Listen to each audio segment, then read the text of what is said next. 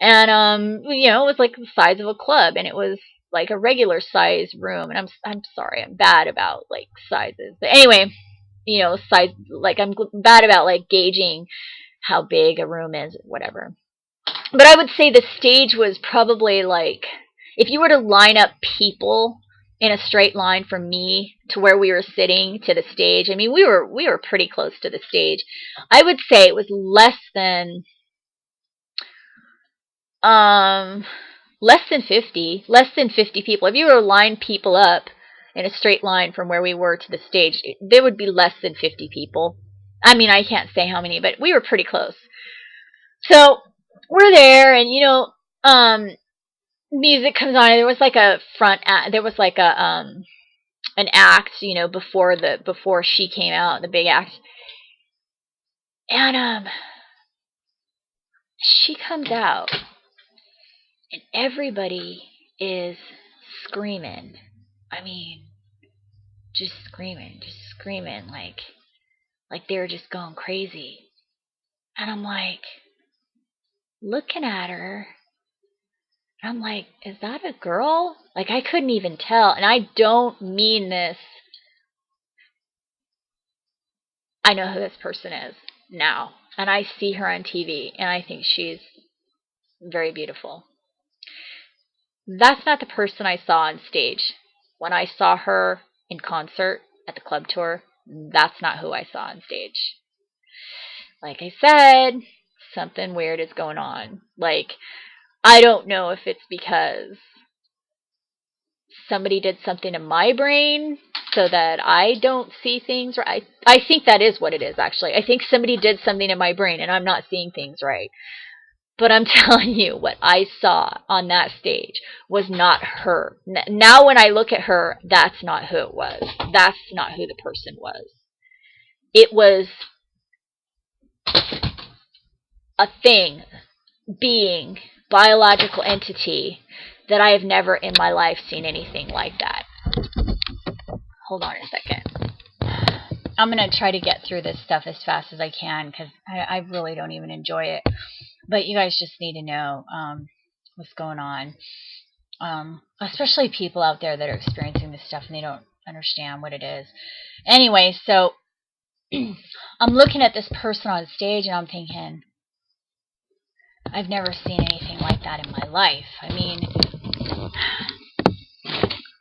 it was a biological being, but it wasn't like any human I've ever seen. Its body was large and thick in a way that I've never seen any human being. And I don't know if I can explain it. It's like its rib cage was just round. Like it didn't seem to have a rib cage like normal humans have. It had like, its rib cage was just like round. And its face was wide. I think his face was wider. And like its nose was, oh man, I can't describe what it was. I've just never in my life seen anything like that. And it wasn't human. I mean, whatever it was I was looking at, it wasn't human. And it wasn't her, because I've seen her on TV since then. And it's not her at all. I don't know what I saw, but it wasn't her. It was some kind of weird biological entity I've never seen before in my life. And it certainly wasn't performing. What it was doing was it was walking around on the stage with the microphone, but it wasn't dancing or it wasn't even performing at all. It was just walking around. And it was totally expressionless. Like it had no expression on its face at all. And frankly, it was scary. And I just remember my niece was like, "Get up, dance." And I was just like, are you... I just couldn't even understand what was happening.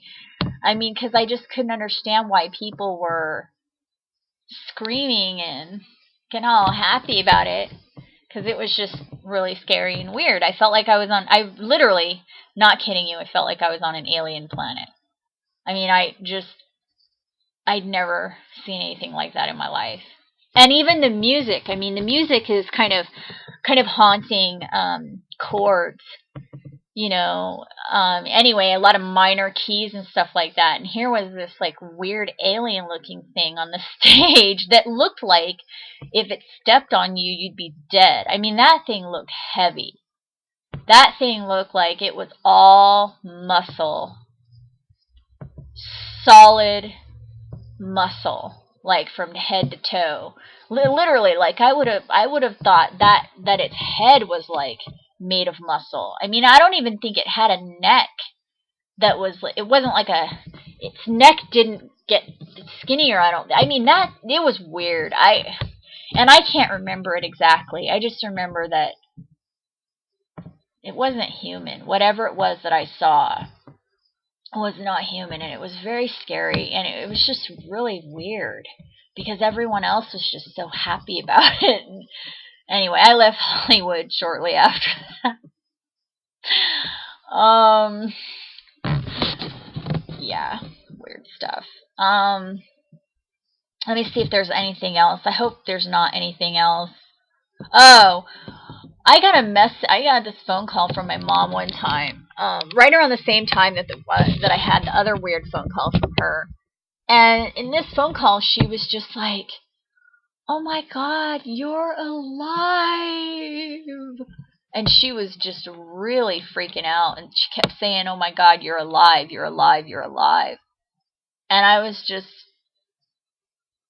that was a really weird phone conversation. I just thought I'd mention that because I have no idea what that was about at all. Because, I mean, I just don't know. I've never lost contact with her. I think one of the reasons I think that they're doing experiments on us while we're still in utero is because I had a really weird experience when I was pregnant with my son.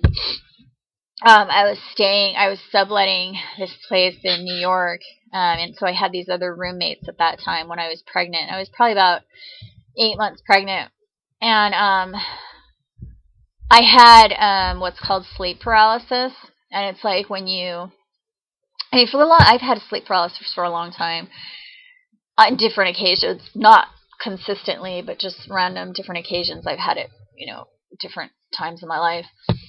But what it is it's like, I mean, I call it sleep paralysis. I don't know if that's really what it is, but that's just what I call it. But what it is it's like you're halfway between awake and halfway asleep.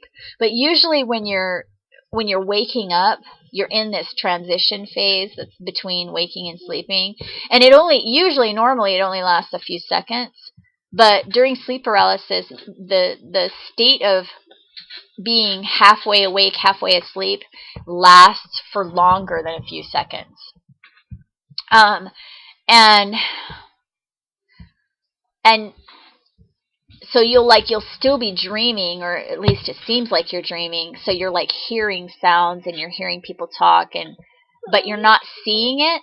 I know that sounds weird, but it's somehow I don't know how to describe it. There's something about it that's just different from normal.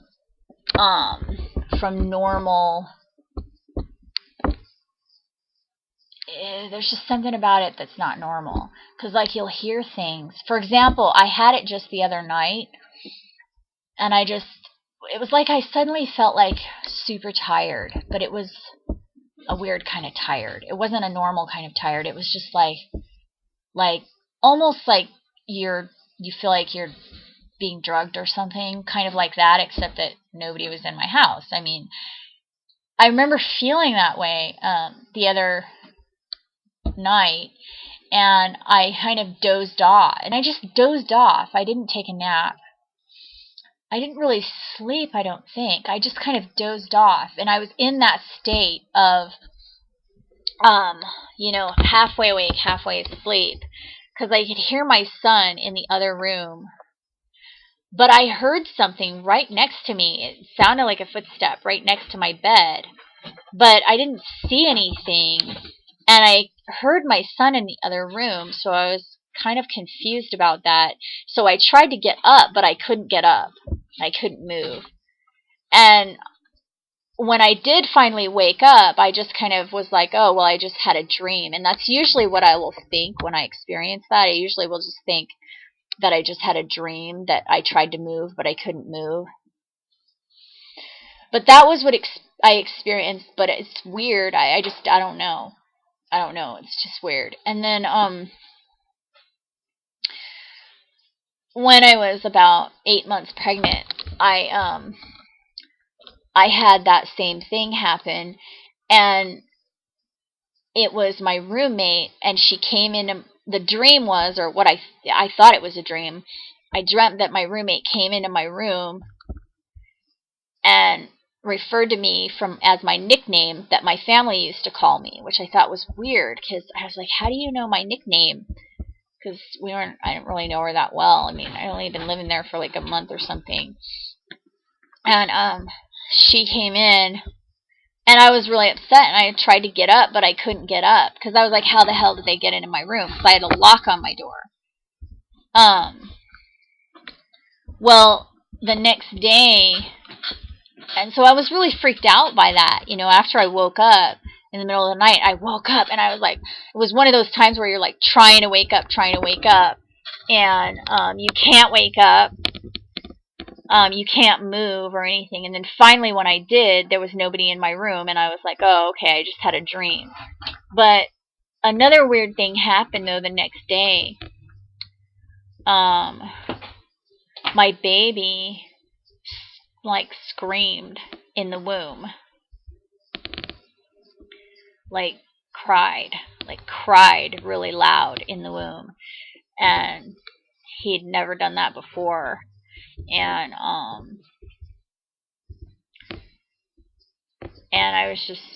was really upset about it, and I was at work, and I remember I was talking to the person that sat right next to me, and I was like, oh my God, my baby just cried in the womb. And he was like, oh, well, maybe it was just some gas, or maybe it was just this or that. And I'm like, no, I've never heard that before. If that was just, a normal sound, then I would have heard it before. And so I really worry that they are doing experiments on us, and we're not even aware that they're doing the experiments. Like, that's why I'm telling you need to have a deadbolt on your door. I have a deadbolt on my bedroom door, and because I don't want anybody doing anything to me without my knowledge. And especially my son. I mean, I'm just like super protective of him right now, I feel like things are going to escalate to the point where it's going to get to the point where something is going to happen, and I'm going to have to physically protect my son. There was another time when I was subletting another apartment when I was pregnant, because I had to move again. It was really traumatic, very, very traumatic year for me. And there was a guy outside the apartment, and this was like when I was 9 months, but this was like right before I had the baby. And there's this guy outside my apartment, and he climbed onto the roof, and he did something on the roof, and that was right above my apartment. And then I peeked out my peephole to see who it was, because the roof hatch was right outside my door. And he came down. I'm not kidding you. The guy looked like David Icke. And, like, I had been planning to, like, contact David Icke and ask him for help, just be like, something's weird happening. And when that guy looked like David Icke, I was just like, I don't think I'm going to call David Icke. But then, like I said, they're somehow able to affect the way that I see people. So I'm not saying that it was David Icke. I'm just saying he looked like him. And the dude, like, came up to my door and, like, leaned over into my door and, like, listened. And I was standing right there looking out the peephole, and I was freaking out because he was listening into my apartment. And then he, like, stepped off to the side and was, like, standing there and just listening. Right outside my freaking door. And he had just been on the roof above my apartment. So that was really freaking weird. And I heard something, like a little tiny tap against the wall outside where my bed was. in that apartment because it was like a studio apartment.